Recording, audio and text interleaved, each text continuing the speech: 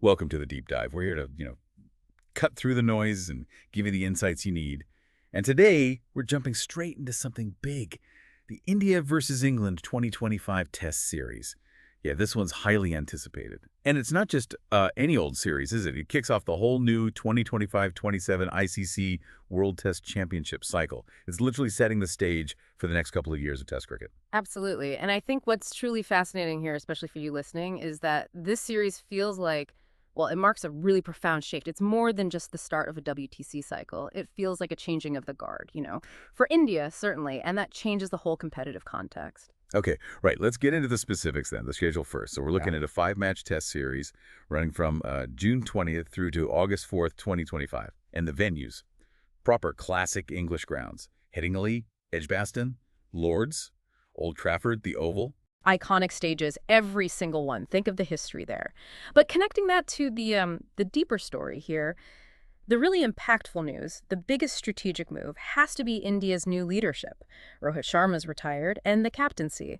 It's gone to Shubman Gill. He's only 25. 25. That's young for a test captaincy role of that magnitude. It is. And Rishabh Pant is stepping in as vice-captain and wicketkeeper. It's a strong statement, isn't it, about their long-term vision? It really is. And, Joss Butler had some interesting things to say about Gill already. Praising his leadership style, he described it as a blend of Kohli's intensity and Rohit's calm, tactical clarity. That's quite something for a new captain. It's incredibly telling, that assessment from Butler. Yeah. It suggests India sees this not as losing leadership quality, but maybe evolving it. Gill brings youth a fresh perspective, but maybe with those inherited traits. Kohli's aggression, Rohit's tactical calmness. That could be a potent mix for this new WTC cycle. A potent mix indeed. Calculated gamble, maybe. Could be. High potential rewards, though. Capable of attack, capable of patience.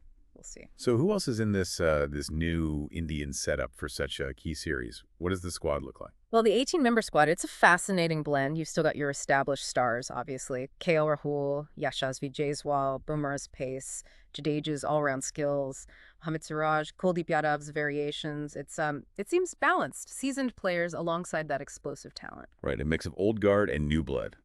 And speaking of new blood, Harshit Rana's inclusion. That definitely got people talking, didn't it? Bit of debate there, for sure. Mainly around his test experience versus, his white ball potential. He'll be watched closely. Absolutely. It shows the selectors are willing to perhaps back potential, build for the future maybe, even if it means less proven test experience right now. Yeah. And adding to the fire, the series itself, it's for the Tendulkar Anderson Trophy now. Yes, that's relatively new branding, but carries weight. Huge weight. It used to be the Patowdy Trophy, of course, underscores that deep history, that rivalry.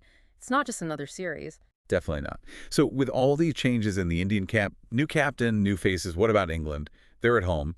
Graham Swan, former spinner, reckons India are still a massive threat, even without Kohli and Rohit. How do you see England tackling this? Yeah, Swan's point is crucial. It acknowledges India's depth.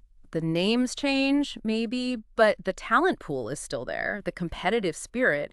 England will have to be smart. They'll face a team potentially, buzzing with this new leadership, players wanting to prove themselves. Right. Home advantage is key for England, naturally, familiar conditions. Okay. But they absolutely cannot underestimate this Indian side. Even without those two legends, they have genuine world-class match winners. It makes it, well, much less predictable, doesn't it? More exciting, maybe. For sure. It just feels packed with fresh dynamics, doesn't it? Loads of anticipation. It really sets a fascinating tone for this whole WTC cycle. It really does. And it makes you think, what will be the defining moments of this series? Will it be Gul handling the pressure, a breakout star from India, or how England counter this evolving challenge? Leaves you wondering, doesn't it, how this new era really plays out for both sides on those famous grounds.